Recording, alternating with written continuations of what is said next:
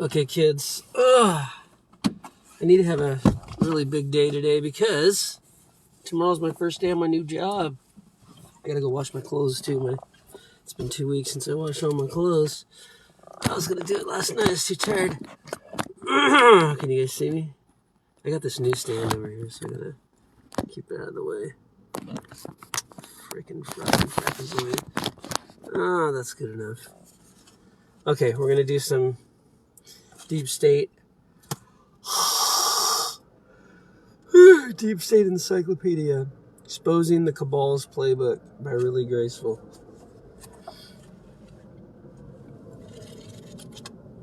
We're on page, where are we, man? We're on page 289, NPC. Before I look it up, what does it stand for? North Pacific? No, I don't know. Okay. Do you ever feel like some folks just aren't part of this world? In the sense that they have no inner monologue, no hopes, no dreams, aren't conscious individuals, and just repeat Main Street narratives endlessly? Oh yeah, I see them on Facebook all the time.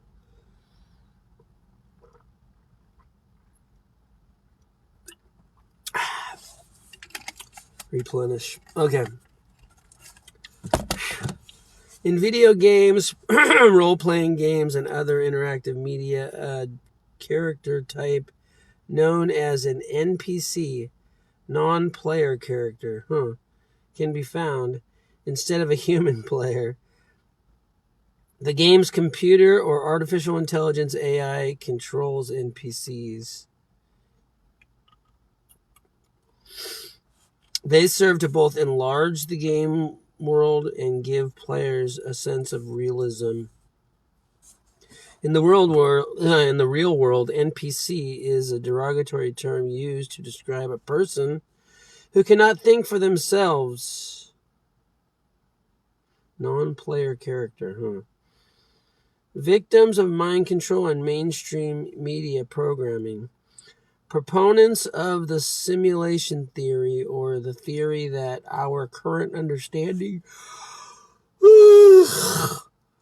of the universe is a sophisticated digital creation under the direction of a more evolved intelligence, believe NPCs aren't real people.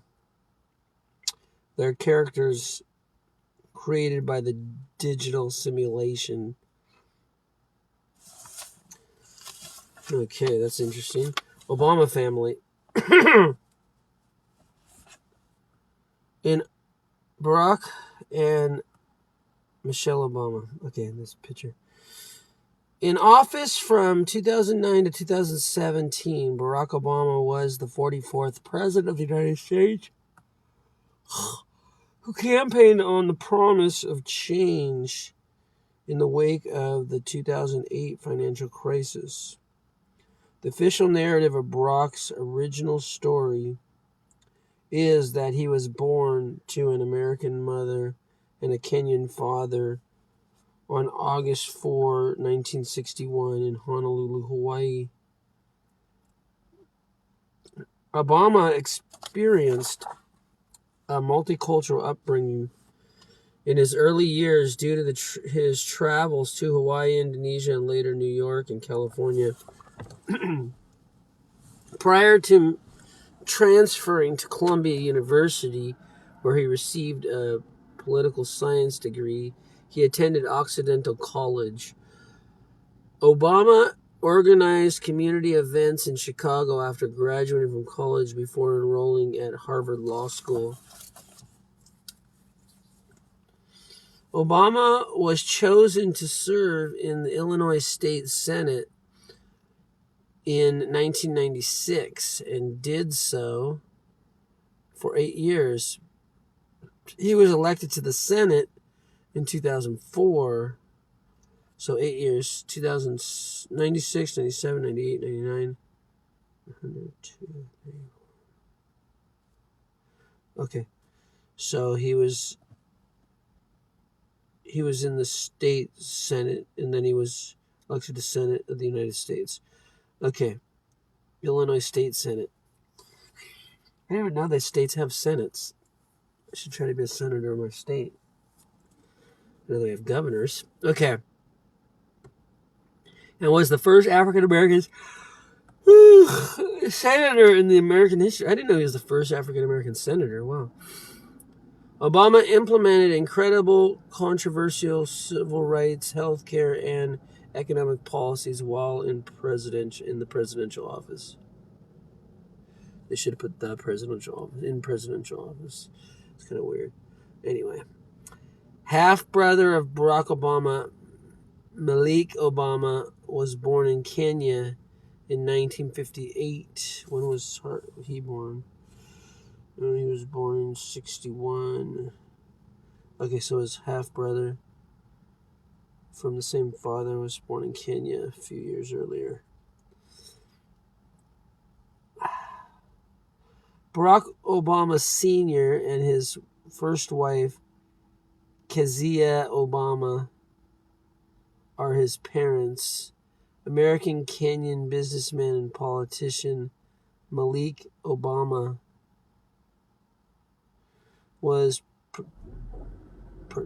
has participated in Kenyan politics and run for public office there. Malik is a vocal supporter of Donald J. Trump, a detractor of his half-brother Barack, and a believer that his half-brother is a part of the deep state. American attorney and author Michelle Obama presided as the country's first lady from 2009 to 2017.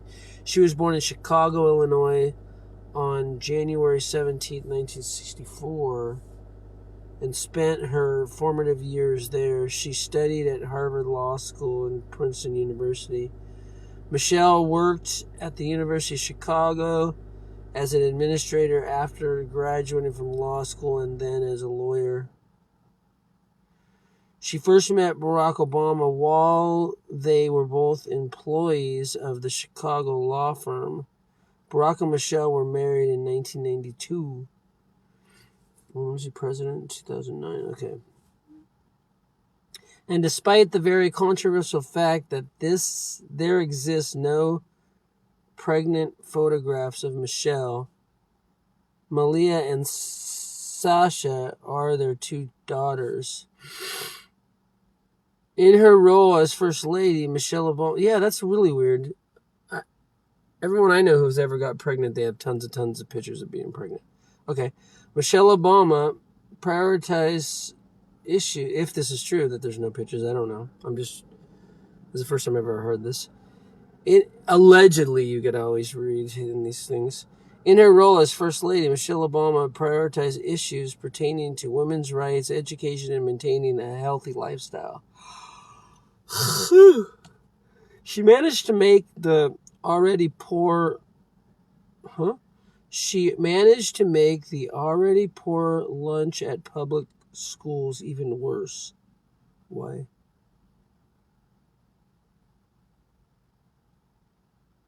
Okay.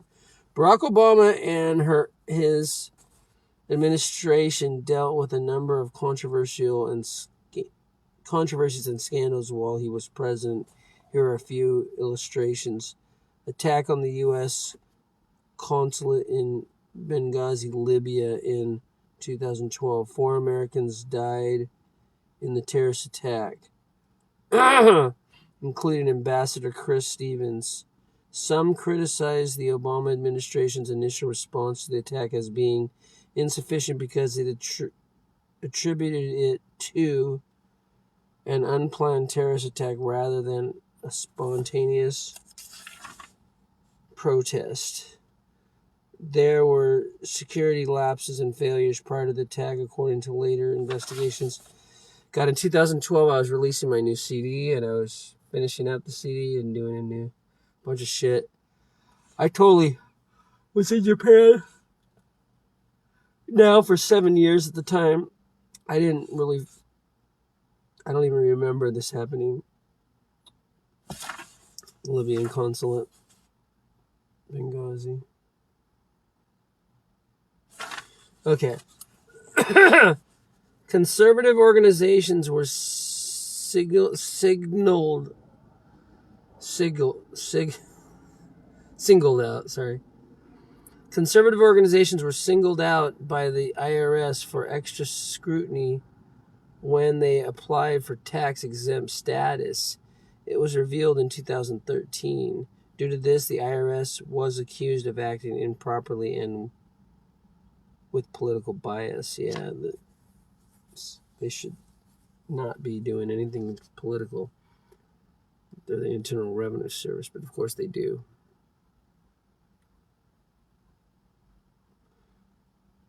Okay, where was I at?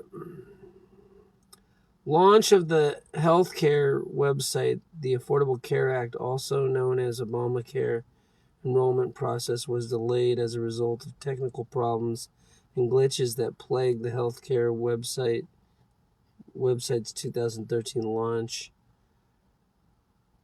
Bowe, B-O-W-E is the first name, and the last name is B-E-R-G-D-A-H-L. Bowe-Bergdahl Exchange. In 2014, it came to light that the Obama administration had exchanged 5 Taliban detainees for Bowe-Bergdahl, a U.S. Army sergeant who had been held captive in Afghanistan. Later, Bergdahl was accused of deserting and acting improperly in front of the enemy. Some people criticized the trade for being too lenient towards the Taliban detainees and for giving the organization a propaganda victory. Michelle Obama transgender controversy. A month before comic Joan Rivers' death, when asked if the United States would one day have a gay president, Rivers said, "We already have it with Obama, so let's just calm down. You know Michelle is a tranny, a transgender, we all know." Joan Rivers said that, huh?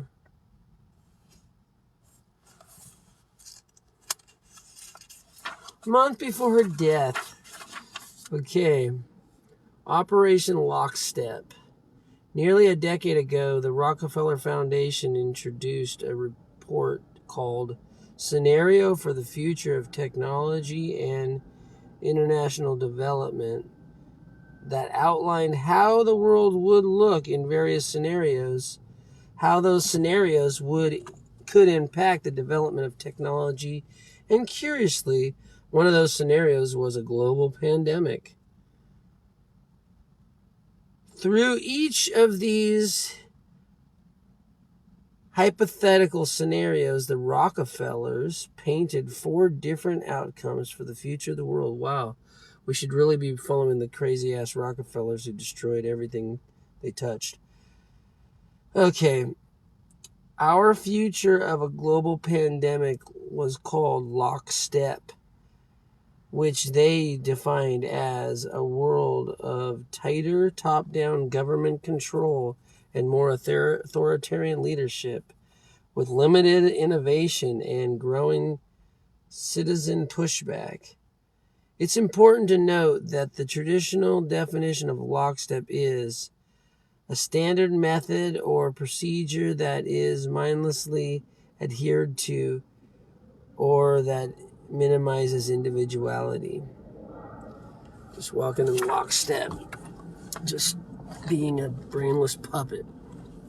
Okay, the Rockefeller hypothetical scenario for 2010 focuses on an H1N1 outbreak, an influenza strain originating from geese.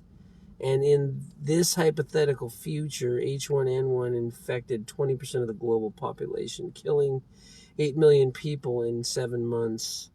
The Chinese government's swift lockdown measures and enforcement of mandatory quarantine for all citizens, as well as hermetic sealing of their border, yielded a favorable outcome, While the United States' initial policy of discouraging citizens from travel proved too lenient, spreading the virus across the U.S. and abroad as the pandemic progressed, national leaders took on authoritarian roles under the guise of protecting their citizens, which first started in the form of mandatory face masks and temperature checkpoints at train stations and supermarkets. Oh, quinky dink, it happened just a few years later. Actually, this was 2010.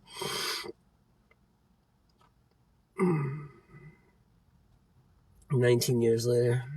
Or 9 years later. Okay. But the funny part is that even after the pandemic was over, the worldwide authoritarian control remained. Oh, that's another quinky dink. It's happening now. At first, citizens willingly gave up their privacy and freedom in the name of safety and health. What's the quote? Anyone who gives up their freedoms for protection or for safety deserve neither safety nor freedom, or something like that. They begged for top-down control, and that's exactly what they got in the form of biometric.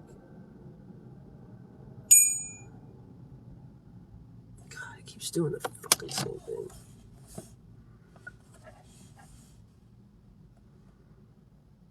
Hold on.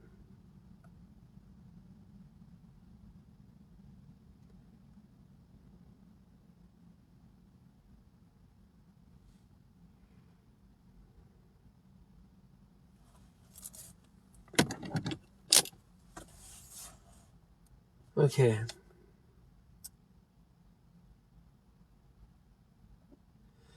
At first, citizens we read that. They begged for top-down control. Yeah, we just beg you. Please, give us top-down control.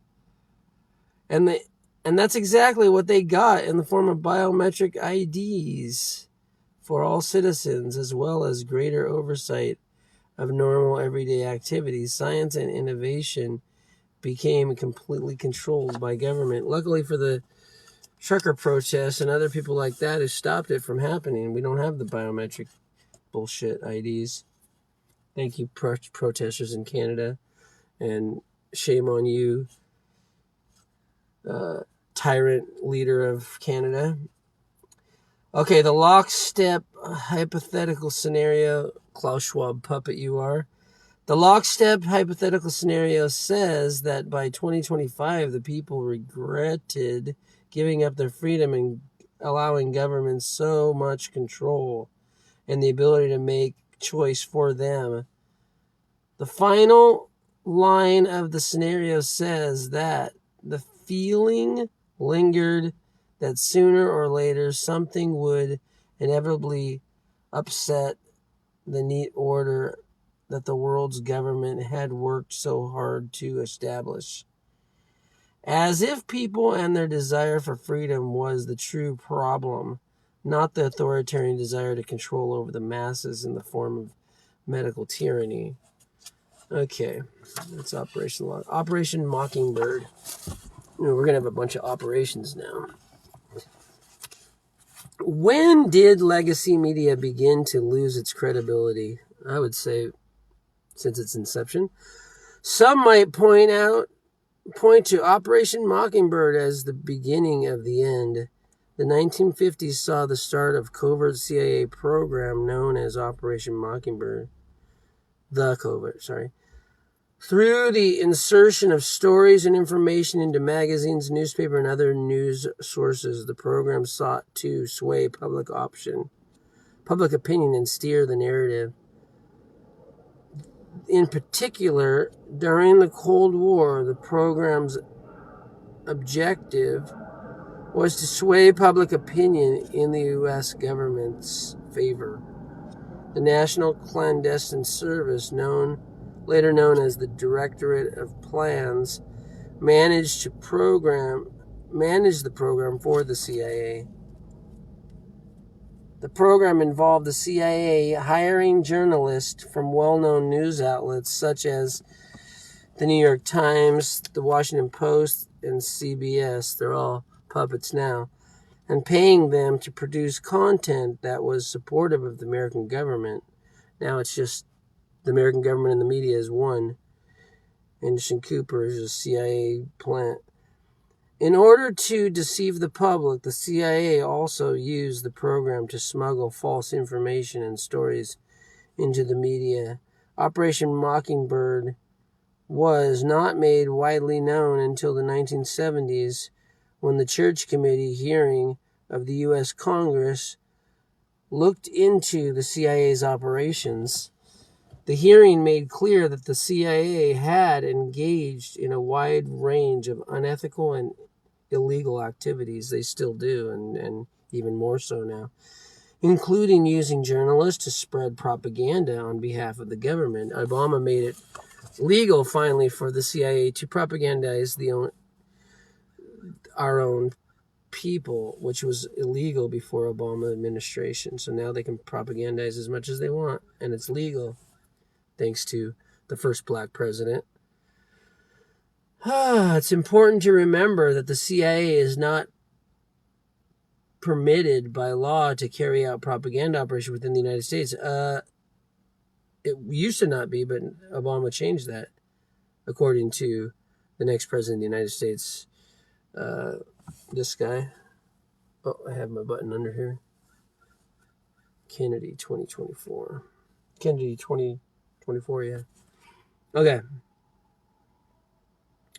And it's unclear whether the program as described has continued or if it completely evolved into a new operation after the 1970s. Yes, it did. Just went underground. Operation Northwoods. The U.S. Department of Defense suggested Operation Northwoods as a false flag operation in 1962 in order to support an invasion of Cuba. So you don't think 9/11 was an inside job? Look at this. This is their pre-9/11. So Operation Northwoods. Once again, the U.S. Department of Defense, DOD, suggested Operation Northwoods as a false flag operation in 1962. In order to support an invasion of Cuba, the U.S. planned to stage terrorist attacks on American soil and attribute them to the Cuban government. The mission of the operation was to overthrow the Cuban government and remove Fidel Castro from office. It sounds like the dry run for the September 11th attacks, the War on Terror, and Operation Iraq Freedom. What a stupid name for destroying a country. Iraq Freedom. So disgusting. The Joint Chiefs of Staff and the top U.S. military officials proposed the operation with the intention of invading Cuba under false pretenses. Several different scenarios, including stealing boats and planes and blowing up buildings. What happened in 9/11? They blew up, yes, three big buildings. One no plane hit. Were included in the plan. That was Tower number 7. That's probably coming up near the end. These actions would all be blamed on the Cuban government, just like we blamed all the actions of September 11th on other people outside the U.S. Yeah, no, it was all inside.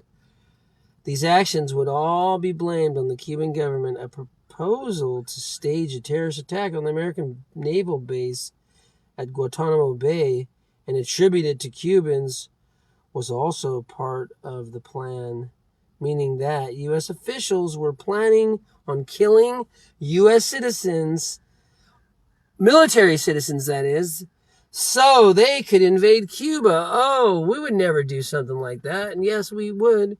We planned it more than once. JFK and his administration rejected the operation, so it was never carried out. That's probably why they killed him. One of the many reasons. The U.S. declassified a number of documents associated with the operation in the late 1990s, which led to the public's discovery of the plan. Operation Paperclip. More than 1,500 German scientists, engineers, and technicians were brought to the United States under the covert Operation Paperclip program, primarily between 1945 and 1959, during and after World War II. These individuals included Wernher von Braun and his V-2 rocket team. The operation's goal was to utilize German technical and scientific know-how in the immediate post-war period while preventing the Soviet Union from gaining access to them. The Joint Intelligence Operation Agency organized the program, and the Office of Strategic Services, OSS, the Army Intelligence Corps, and the War Department all participated in its execution. Many of the scientists were not aware that they were being transported to the United States as part of the operation because it was carried out in secrecy. Where did they think they were going?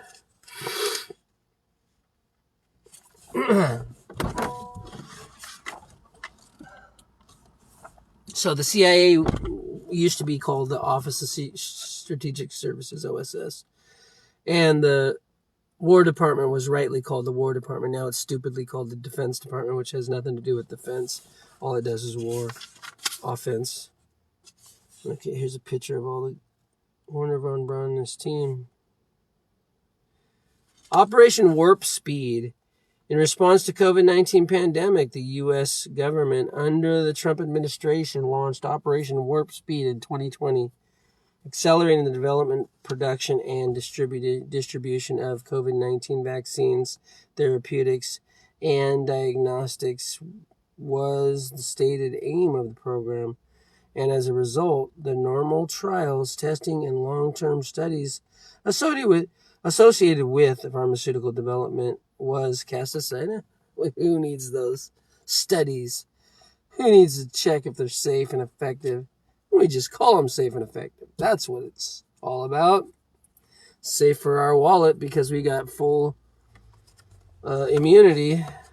Can't lose our money. We invest and make back tenfold. In collaboration with businesses in the private sector, academic institutions, and other governmental organizations, the Department of Health and Human Services and the Department of Defense led the initiative.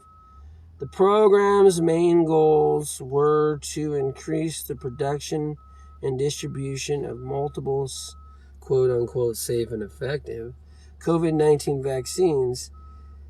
They were neither safe nor effective. Yep. To develop those vaccines more quickly and to ensure that those who needed them and most received them quickly.